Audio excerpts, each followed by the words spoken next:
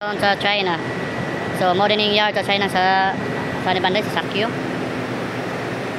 So, natin nila. Yung BLCC na to, nasa karo na. Sobrang laki talaga yung yarda nila dito. So, tingnan nyo guys, sila yung kanila, karo nila. Bali, dalawa yung karo nila. Yung isang karo, bali, tatlo ata. Dalawa lang pala yung, tatlo yung karo pala nila. Tatlo yung karo nila.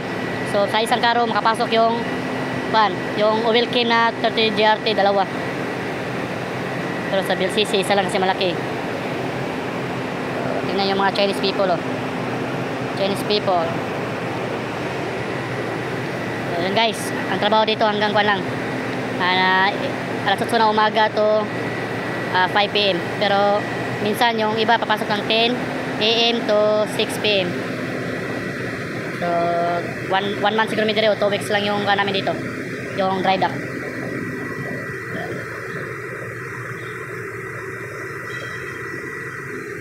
Yun pala, yung safety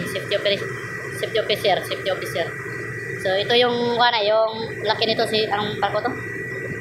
Velor, yan, tapos register sa Hong Kong. So, BLCC ito, BLCC. I think crude oil din to. Yun guys. Shoutout pala sa, namin dito, yung silingan, si Clint Ibanez. Nandito din sila. Hindi ko alam kung saan banda yung nila yung barko, Silver Harbor. Tingin ko nasa kabila yun. So lalabas siguro kami mamaya, titingin kami sa labas. So tayo na natin sama yung panahon. Yun guys.